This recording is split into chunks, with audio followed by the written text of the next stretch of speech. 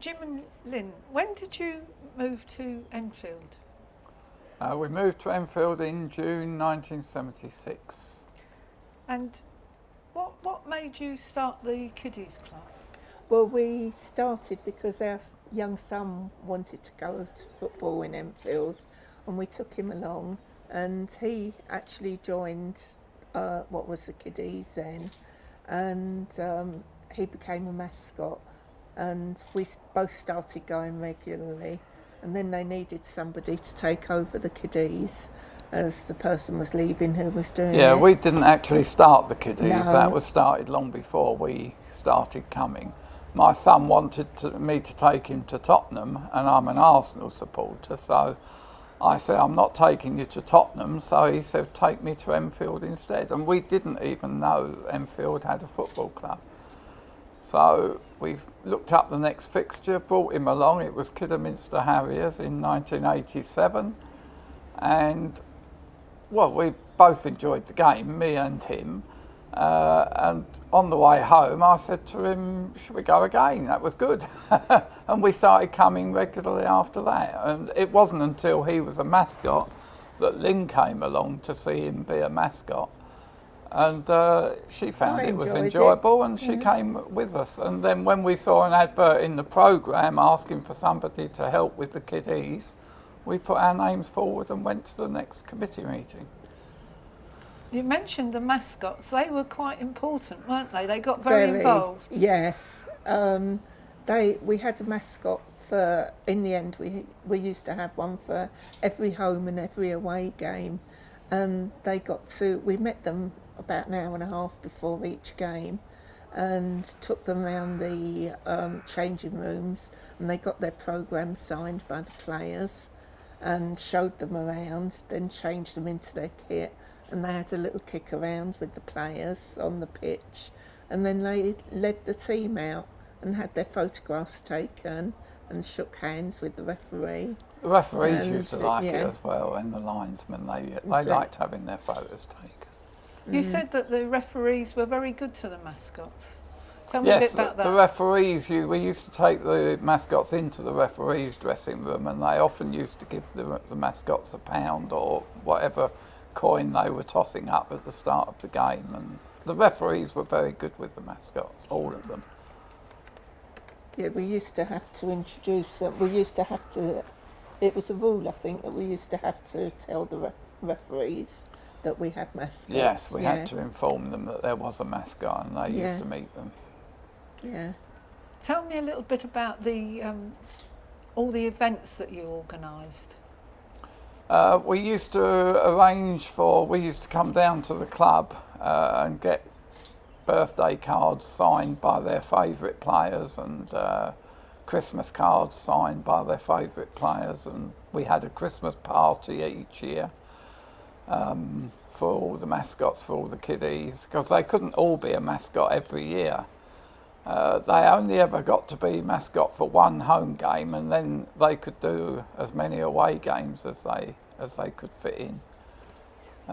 But yeah, the players used to like it as well. They used to love reading the programme, see who the mascot's favourite player was. But you organised an event where you went to Wembley, didn't you? Yes, we organised a coach trip to Schoolboy International at Wembley, which was not only the kiddies, it was their parents as well, wasn't it? We took a full coach all the way to Wembley, Yeah. And what was it that you had on at the side of the pitch? We had a little hut, sort of like a burger bar, really. It was a burger bar in its original days. We had this little hut that we used to invite players to come to at half time in a game.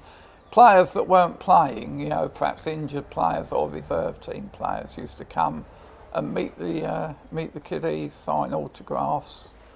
Yeah, and just chat to them generally, chat. answer questions, and the children often used to come up during the game just to talk to us, and because a lot of small children, 90 minutes is a long while for them to stand and watch a football match, so they get a bit bored, and they'd come over, just chat to us, wouldn't they? Yeah, we used to be there all the time. Yeah. And when they joined, what did they get? They got a membership card? They got a membership card, which we used to put a star on the card to say how long they'd been a member. And they used to be proud of the fact that they'd been a member for 5, 4, 3 years, however long. Gold star we did for 5 years. 4 years was silver star. 3 years was red, and I think 2 years was yellow or green, and 1 year was yellow or green. I can't remember now. Mm-hmm. But we used to have, we had a few very special games. There was one at Leicester, wasn't there, where we did a draw for the mascot because it was so popular, an FA Cup game. It was the third round FA Cup against a Premier League team. It was the biggest game in Enfield's history, and so we did a draw for who should be the mascot for that one. We couldn't think of any there were fair way to do it. Too many who wanted to do it. But yeah, it was good fun. It was enjoyable. Now I understand that you had some very young members. Could you tell me about the competition between people to get the youngest member? You do that, you. Yeah, we once had one. Each year we noticed that we were getting younger members, and there was one that joined at 1 year old, and we put a thing in the programme asking if, is this the youngest member we'll ever have, and we had a little competition going that they got younger and younger, and then one chap, Gary Mills his name was, he came up to us and said, my wife's expecting in the next couple of weeks. If I tell you when she goes into labour, I'll meet you at the hospital. And he phoned me up. I met him at the hospital, and as soon as the baby was born, he came straight out of the delivery room, and I took a photo of him signing the membership. Within a second or two, he was a member of the kiddies. That couldn't be beaten then, so we had to drop in the paper. We got that in the local press. Yeah, we did as much as we could to raise awareness by getting things like that in the local paper.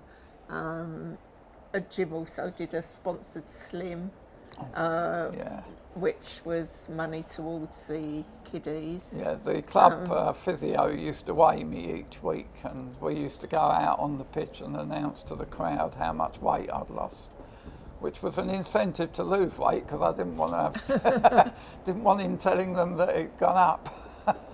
So we raised quite a bit of money that way as well for the kiddies. And you also raised money when you were on Countdown as well. He was sponsored for every time.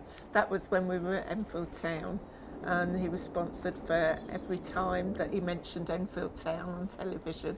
And you managed to get it in quite a few times. Yeah, we raised quite a lot of money. I was getting money for every point that I got on Countdown, and I managed to win 4 times. So I think it was 378 points I got altogether. One of your hopes was that the kiddies would grow up and play. Yes, we always had the hope that one day one of the kiddies would actually become a first team player, but it never happened. We had one boy, Matthew Piercy, who played at our level for Waltham Abbey, but I don't think he ever played above that. No. Why was it called the Kiddies Club? It was started a long time before by Cheryl Reed and somebody else. Stuart Doddymead. Yeah, there was a guy called Stuart Doddymead who used to run it. And I think they had, when it first started, they had a competition, and the football club were known as the E's. So somebody came up with the name Kiddies, and it stuck. And I mean, that Kiddies must have been going 20 odd years.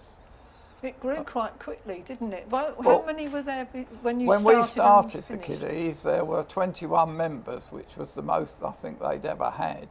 But when we finished 5.5 years later, there were 209 members, which was the most, I think, the biggest junior supporters club at our level in the country. Nowadays, you still get remembered, don't you, by former oh yes, kiddies all the time. I mean, at games here at Enfield Town, we see lots of old kiddies here with their own children now, and that's really nice to see. And lots of people say hello to us. We often get recognised going around the supermarket or in Enfield Town. We get recognised by people. We were recognised at a restaurant, a Harvester restaurant, one time by the waitress. She was taking our order and she said to us, "Did you used to run the kiddies?" I was a member. And her brother were both working at the restaurant and they both remembered us. Oh, we did actually, we won an award, didn't we? A Carlton Television Award for Unsung Heroes of Sport. Sports award. And a sports award, and we were on television then. And the funniest thing was we were in our local Chinese takeaway, and standing next to us was Paul Moran, an old Spurs player who did play for the other Enfield at the time, but he was fairly famous if you liked football. And the chap behind the takeaway thing looked at us and said, "Oh, you're from football, you're famous." And we had Paul Moran. Paul Moran had played for Spurs and England. Standing next to us. And they didn't recognise him. He just looked at us and laughed. We knew him from the other Enfield, didn't we? Yeah. So, yeah. So it was really a real family affair then, wasn't it? It was, yeah. I think the majority of supporters here would regard themselves as like relatives, like family, more so than their actual families. You know, they know their people here better than their families. Yeah, and we find people come together, you know, in times of loss, when there's been sad deaths and things like that. The funerals are well supported and everybody goes to support other supporters. It is like a big family, really, isn't it? It is. Yeah. So you've been fans for quite a while. What's made you keep coming back? I think just the social side of football, you know, there's the events that go on in the bar. The club run a coach every year to Ascot and do things that we all socialise and the supporters all get together. In New Year's Eve every year. We try and have an event in the bar on New Year's Eve, so it's like a family event. So do you have memories of a favourite player, or did you like them all? I've got so many favourite players. My favourite player was a winger called John Bailey. He was always the favourite of all the kiddies when he was with the other Enfield, and I liked him personally as a person. He was really, really nice, and he was so good to the kids. When he left the club and went to Bournemouth, who were a Football League club, I wrote him a letter thanking him for what he'd done for all the kiddies. You know, he was so popular. And if a child was sick, we had unfortunately a few children who were really sick. Yeah, we actually had 2 kiddies that died. And the players were very good, sort of signing cards and yeah, they were very good. Yeah. What was your favourite memories of Southbury Road? Favourite memories? Well, for me, I think it was like meeting the players in the bar after games. Like, you know, all the players used to go in after games and socialise with the fans, and that was the favourite part for me, meeting and seeing the players. Hearing all the banter between the players before the game. And the children were so excited at going around the dressing room. You know, their eyes were nearly popping out their heads, sort of seeing their favourites there. Sorry. It was lovely.